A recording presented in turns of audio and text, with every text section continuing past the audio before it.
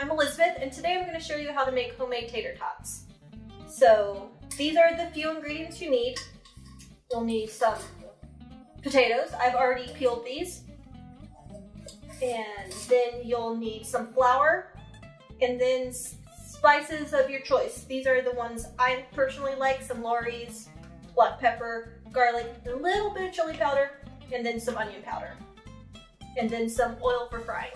Alright, so I have the peeled potatoes, and I'm only doing 4 because I only want to make a little bit for like enough for 2 people. But you can do as many potatoes once. I've done as many as 10 at one time to make tater tots. So you'll want to peel your potatoes and put them in a pan, a saucepan, and cover with cold water, and then you're going to bring this to a boil. And then once it's boiling, you want to parboil them for about 6 to 7 minutes. So I'm going to go ahead and start that now.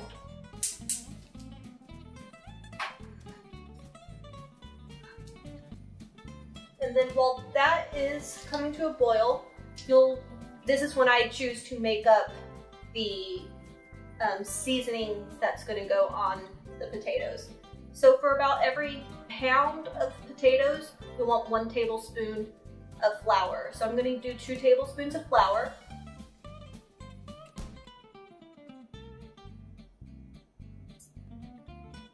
And I just eyeballed that.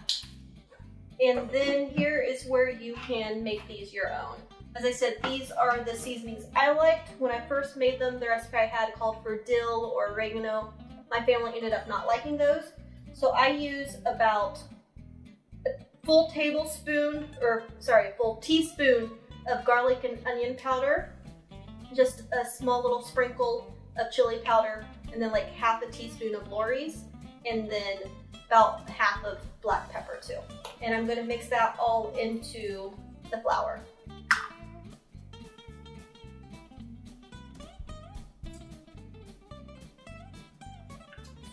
So I did a tablespoon of that of garlic powder. Now I'm going to do a tablespoon of onion powder. I'm going to go a little scant on that one.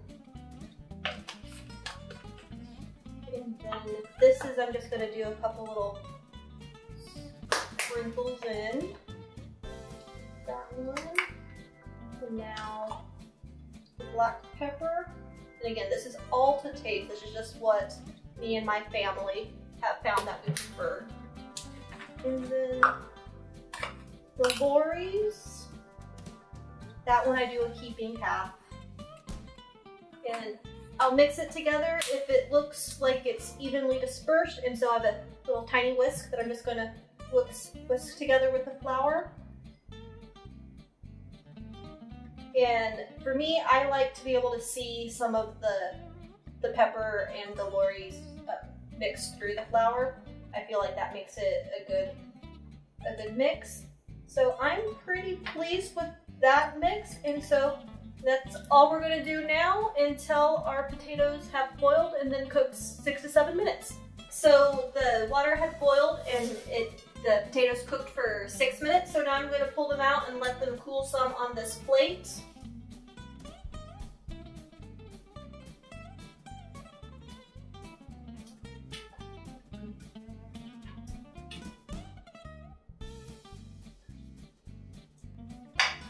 So you'll want these to cool a bit so you can touch them, particularly if there are 2 methods you can use to grate these. It's going to be our next step. You can either use the box grater or the food processor with the grating blade on it. And this is what I'll choose to use. But if you're going to use the box grater, because you actually will be handling the potatoes, you will want them to cool a good 20-ish minutes. If you're using the food processor, if your products can go in there, then you should be good as long as they're at least cooled a little bit, like a 10-minute cool or so. But that will be a personal preference. I will be using the food processor because I think it's just slightly faster. And I will show you what comes next after these have cooled a little bit. Okay, so the potatoes have cooled, so now I'm going to grate them in the food processor. And I had to cut them in half so they fit in.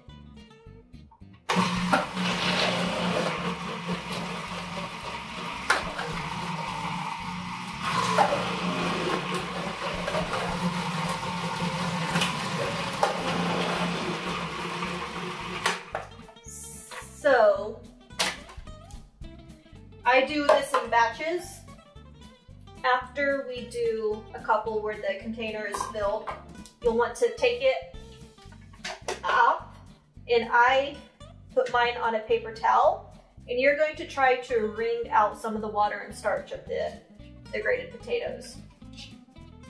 So, and then once that's done, we're going to dump it into this bowl. So I'm just going to just try to work a little bit of water out. It's not perfect, so but just as much. If there's any that come out, there might not be. So that's pretty good, pretty much what it looks like. It really holds its shape. So I'm going to go ahead and put it in the bowl and repeat with the rest of the potatoes I have. Alright, so now we have a bowl of our grated potatoes, and I've kind of broken them up after I dried them on the paper towels. And now it's time to sprinkle and work in the flour and spice mixture that you made together at the beginning. So just gonna sprinkle in. And now you want to kind of knead and work it together to where the mixture it holds its shape. Like you can make it into a tater tot shape, but the batter is not wet. So now is the time to shape the tater tots. So I actually take my time and make them look like tater tots. You can make any shape you would choose to. So I just take a small bit and I squeeze it together, and then I use my thumb and other two fingers to kind of give it a flat top. So I have a tater tot-like shape. And then you just do that for all your potatoes, and then you'll be ready for the next step to fry them. All right, so we finished shaping the tots, and while that was doing, we went ahead and heated up our vegetable oil in a pan to fry. I heated up to 355 to fry, and it's probably about a cup and a half of oil, just enough to give a good depth of oil to fry in. So now we will start frying. They'll take about 4 to 5 minutes depending on the oil, and just gently place them in. I use my fingers, you can use tongs. You don't want to crowd the pan too much, but you kind of want to get on with the frying. And one more, I think I put about 9 in this pan. So, and I'm at a medium-high heat here, and I have the tots, they've dropped in. Again, they'll go about 4 minutes until golden brown. All right, so I'm looking at my tots, they're looking nice and golden brown. Feel like they're probably done, so I'm gonna go ahead and remove them from the oil. They're looking pretty good, very good if I may say so. So I have these here, and they've cooled ever so slightly, so I'm gonna pile them and sprinkle them with some salt. And then let them cool a bit more, and when I don't think I'm gonna burn my mouth, I will have some. As you can see, we finished frying the tots. They look very tasty, if I may say so. I've had one, very good.